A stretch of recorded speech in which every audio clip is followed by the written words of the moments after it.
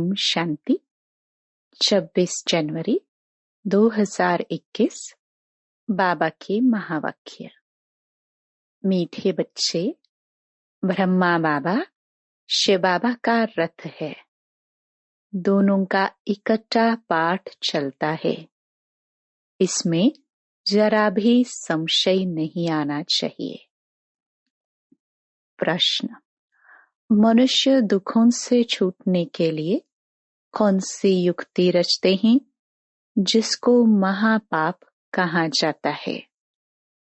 उत्तर: मनुष्य जब दुखी होते हैं तो स्वयं को मारने के, खत्म करने के अनेक उपाय रचते हैं। जीव घात करने की सोचते हैं। समझते हैं इससे हम दुखों से छूट जाएंगे, परंतु इन जैसा महापाप और कोई नहीं। वह और ही दुखों में फंस जाते हैं, क्योंकि यह है ही अपार दुखों की दुनिया। ओम शांति। बच्चों से बाप पूछते हैं, आत्माओं से परमात्मा पूछते हैं। यह तो जानते हो, हम परमपिता परमात्मा के सामने बैठे हैं। उनको अपना रथ तो है नहीं, यह तो निश्चय है ना। इस भ्रकटी के बीच में बाप का निवास स्थान है। बाप खुद कहते हैं, मैं इनकी भ्रकटी के बीच में बैठता हूँ, इनका शरीर लोन पर लेता हूँ। आत्मा भ्रकटी के बीच है तो बाप भी वही बैठते हैं। ब्रह्मा है तो शिव बाबा भी है। ब्रह्मा नहीं हो तो शिव बाबा बोलेंगे कैसे? ऊपर में शिव बाबा को तो सदैव याद करते आए। अब तुम बच्चों को पता है, हम बाप के पास यहाँ बैठे हैं। ऐसे नहीं कि शिव बाबा ऊपर में हैं। उनकी प्रतिमा यहाँ पूजी जाती है। यह बातें बहुत समझने की हैं। तुम तो जानते हो, बाप ज्ञान का सागर है। ज्ञान कहाँ से सुनाते हैं? क्या ऊपर से सुनाते हैं? यहाँ नीचे आया है। ब्रह्मा तन से सुनाते हैं। कई कहते हैं हम ब्रह्मा को नहीं मानते, परंतु शिव बाबा खुद कहते हैं ब्रह्मा तन द्वारा कि मुझे याद करो। यह समझ की बात है ना। लेकिन माया बड़ी जबरदस्त है, एकदम मोह फिराकर पिछाड़ी कर देती है। अब तुम्हारे कांध शिव बाबा के सामने किया है, सम्मुख बैठे हो। फिर जो ऐसे समझते हैं ब्रह्मा तो कुछ नहीं, उनकी क्या गति होगी? दुर्गति को पा लेते हैं। कुछ भी ज्ञान नहीं। मनुष्य पुकारते भी हैं, ओ गॉड फादर। फिर वह गॉड फादर सुनता है क्या? उनको कहते हैं ना, लिबरेटर आओ, या वहां बैठे लिबरेट करेंगे। कल्प कल्प पुरुषोत्तम संगम युग पर ही बाप आते हैं। जिसमें आते हैं उनको ही अगर उड़ा दे तो क्या कहेंगे? नंबर 1 तमो प्रधान। निश्चय होते हुए भी माया एकदम मोह फेर देती है। इतना उसमें बल है जो एकदम वर्थ नॉट अ पेनी बना देती है। ऐसे भी कोई न कोई सेंटर्स पर हैं, इसलिए बाप कहते हैं खबरदार रहना। भल किसको सुनाते भी रहे सुनी हुई बातें, परंतु वह जैसे पंडित मिसल हो जाते। जैसे बाबा पंडित की कहानी बताते हैं ना। उसने कहा, राम राम कहने से सागर पार हो जाएंगे। यह भी एक कहानी बनाई हुई है। इस समय तुम बाप की याद से विषय सागर से क्षीर सागर में जाते हो ना। उन्होंने भक्ति मार्ग में ढेर कथाएं बना दी हैं। ऐसी बातें तो होती नहीं। यह एक कहानी बनी हुई है।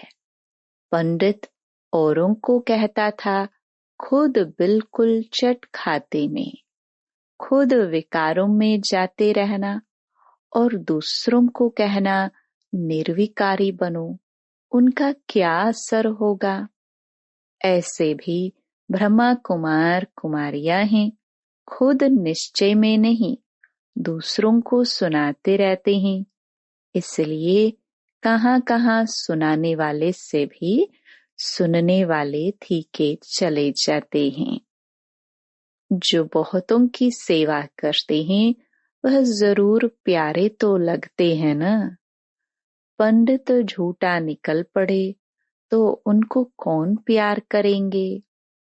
फिर प्यार उन पर चला जाएगा जो प्रैक्टिकल में याद करते हैं। अच्छे अच्छे महारथियों को भी माया हप कर लेती है। बहुत हप हो गए। बाबा भी पूछते हैं, अभी कर्मातीत अवस्था नहीं हुई है। एक तरफ लड़ाई होगी, दूसरे तरफ कर्मातीत अवस्था होगी। पूरा कनेक्शन है। फिर लड़ाई पूरी हो जाने से ट्रांसफर हो जाएंगे। पहले रुद्रमाला बनती है। यह बातें और कोई नहीं जानते। तुम समझते हो विनाश सामने खड़ा है। अब तुम हो माइनॉरिटी, वह है मेजॉरिटी, तो तुमको कौन मानेंगे। जब तुम्हारी वृद्धि हो जाएगी फिर तुम्हारे योग बल से बहुत खींच कर आएंगे। जितना तुमसे कट जंक निकलती जाएगी उतना बल भरता जाएगा। ऐसे नहीं बाबा जानी जाननहार है। यहाँ आकर सबको देखते हैं, सबकी अवस्थाओं को जानते हैं। बाप बच्चों की अवस्था को नहीं जानेंगे क्या। सब कुछ मालूम पड़ता है। इसमें अंतर्यामी की कोई बात नहीं। अभी तो कर्मातीत अवस्था हुई नहीं है। आसुरी बातचीत, चलन आदि सब प्रसिद्ध हो जाते हैं। तुम्हें तो दैवी चलन बनानी है। देवताएं सर्वगुण संपन्न है ना। अब तुमको ऐसा बनना है। कहाँ वह असुर, कहाँ देवताएं। परंतु माया किसको भी छोड़ती नहीं है। छुई मुई बना देती है, एकदम मार डालती है। 5 सीढ़ी है ना। देहाभिमान आने से ही ऊपर से एकदम नीचे गिरते हैं।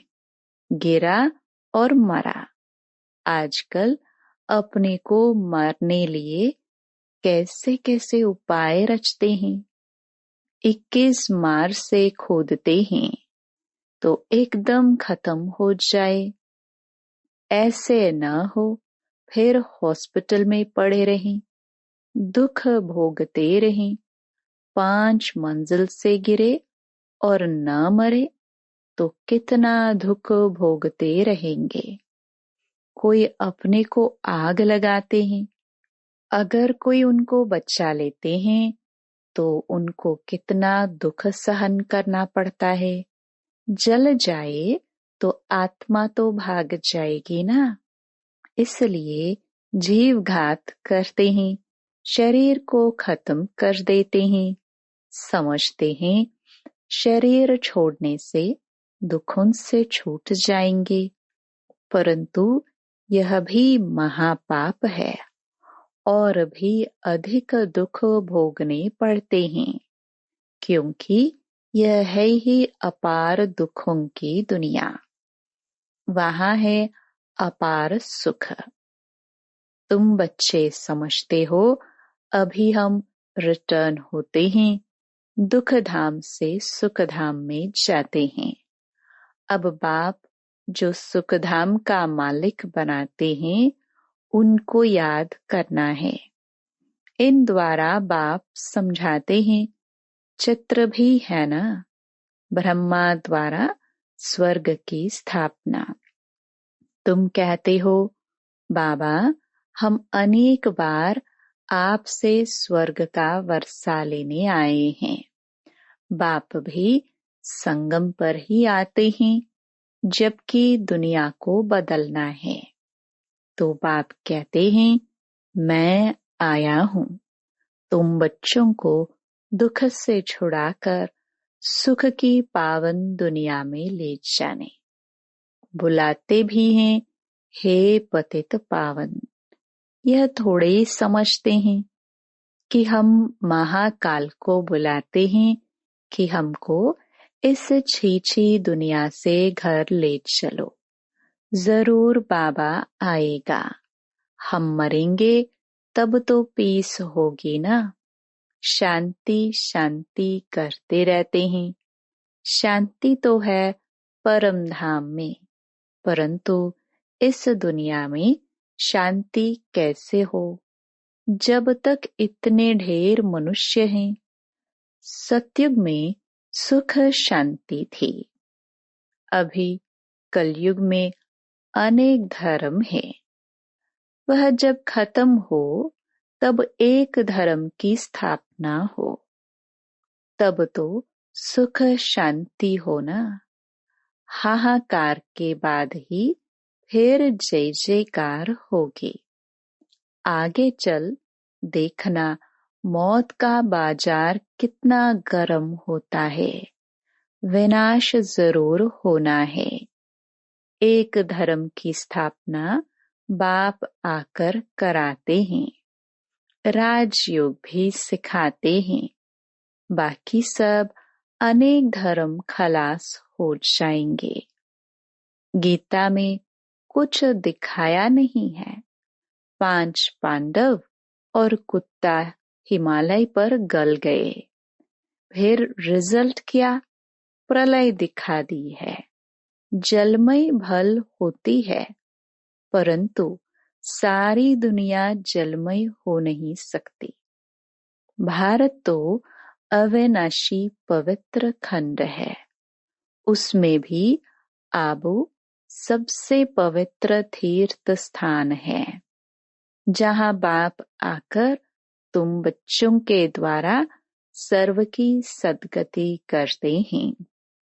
दिलवाला मंदिर में कितना अच्छा यादगार है, कितना अर्थ सहित है, परंतु जिन्होंने बनाया है वह नहीं जानते हैं। फिर भी अच्छे समझू तो थे ना। द्वापर में जरूर अच्छे समझदार होंगे, कलयुग में होते हैं तमो प्रधान। द्वापर से फिर भी तमो बुद्धि होंगे। सब मंदिरों से यह ऊंच है जहाँ तुम बैठे हो। अभी तुम देखते रहेंगे विनाश में होलसेल मौत होगा। होलसेल महाभारी लड़ाई लगेगी, सब खत्म हो जाएंगे, बाकी एक खंड रहेगा। भारत बहुत छोटा होगा, बाकी सब खलास हो जाएंगे। स्वर्ग कितना छोटा होगा। अभी यह ज्ञान तुम्हारी बुद्धि में है। कोई को समझाने में भी देरी लगती है। यह है पुरुषोत्तम संगम युग। यहाँ कितने ढेर मनुष्य हैं और वहाँ कितने थोड़े मनुष्य होंगे। यह सब खत्म हो जाएंगे। वर्ल्ड की हिस्ट्री ज्योग्राफी रिपीट होगी शुरू से। जरूर स्वर्ग से रिपीट करेंगे, पिछाड़ी में तो नहीं आएंगे। यह ड्रामा का चक्र अनादि है जो फिरता ही रहता है। इस तरफ कलयुग, उस तरफ है सतयुग। हम संगम पर है, ये भी तुम समझते हो। बाप आते हैं, बाप को रथ तो जरूर चाहिए ना, तो बाप समझाते हैं। अभी तुम घर जाते हो, फिर यह लक्ष्मी नारायण बनना है, तो दैवी गुण भी धारण करने चाहिए। यह भी तुम बच्चों को समझाया जाता है। रावण राज्य और राम राज्य किसको कहा जाता है? पतित से पावन, फिर पावन से पतित कैसे बनते हैं? यह खेल का राज बाप बैठ समझाते हैं। बाप नॉलेजफुल बीज रूप है ना, चैतन्य है, वही आकर समझाते हैं। बाप ही कहेंगे, सारे कल्प वृक्ष का राज समझा? इनमें क्या क्या होता है? तुमने इसमें कितना पाठ बजाया है? आधा कल्प है दैवी स्वराज्य, आधा कल्प है आसुरी राज्य। अच्छे अच्छे जो बच्चे हैं, उन्हों की बुद्धि में नॉलेज रहती है। बाप आप समान बनाते हैं ना। टीचर्स में भी नंबरवार होते हैं। कई तो टीचर होकर भी फिर बिगड़ पड़ते हैं। बहुतों को सिखाकर फिर खुद खत्म हो गए। छोटे छोटे बच्चों में भिन्न भिन्न संस्कार वाले होते हैं। कोई तो देखो नंबर 1 शैतान, कोई फिर परिस्तान में जाने लायक। कई हैं जो न ज्ञान उठाते न अपनी चलन सुधारते, सबको दुख ही देते रहते हैं। यह भी शास्त्रों में दिखाया है कि असुर आकर छिपकर बैठते थे। असुर बन कितनी तकलीफ देते हैं। यह तो सब होता रहता है। ऊंच ते ऊंच बाप को ही स्वर्ग की स्थापना करने आना पड़ता है। माया भी बड़ी जबरदस्त है। दान देते हैं, फिर भी माया बुद्धि फिरा देती है। आधा को जरूर माया खाएगी, तब तो कहते हैं माया बड़ी दुस्तर है। आधा कल्प माया राज्य करती है तो जरूर इतनी पहलवान होगी ना। माया से हारने वाले की क्या हालत हो जाती है। अच्छा, मीठे मीठे सिखिलदे बच्चों प्रति माता पिता बाप दादा का याद प्यार और गुड मॉर्निंग। रूहानी बाप की रूहानी बच्चों को नमस्ते। धारणा के लिए मुख्य सार। पहला, कभी भी छुई मुई नहीं बनना है। दैवी गुण धारण कर अपनी चलन सुधारनी है। दूसरा, बाप का प्यार पाने के लिए सेवा करनी है, लेकिन जो दूसरों को सुनाते वह स्वयं धारण करना है। कर्मातीत अवस्था में जाने का पूरा पूरा पुरुषार्थ करना है। वरदान, मेहनत और महानता के साथ रूहानियत का अनुभव कराने वाले शक्तिशाली सेवाधारी भव। जो भी आत्माएं आपके संपर्क में आती हैं, उन्हें रूहानी शक्ति का अनुभव कराओ।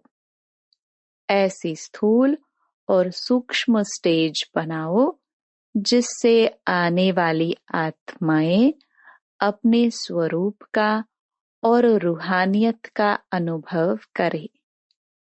ऐसी शक्तिशाली सेवा करने के लिए सेवाधारी बच्चों को व्यर्थ संकल्प, व्यर्थ बोल, व्यर्थ कर्म की हलचल से परे एकाग्रता अर्थात रूहानियत में रहने का व्रत लेना पड़े। इसी व्रत से ज्ञान सूर्य का चमत्कार दिखला सकेंगे। स्लोगन: बाप और सर्व की दुआओं के विमान में उड़ने वाले ही उड़ता योगी हैं। Om Shanti. To watch Peace of Mind channel videos on YouTube, subscribe us on youtube.com/tvpeaceofmind. Just a click for a peaceful life.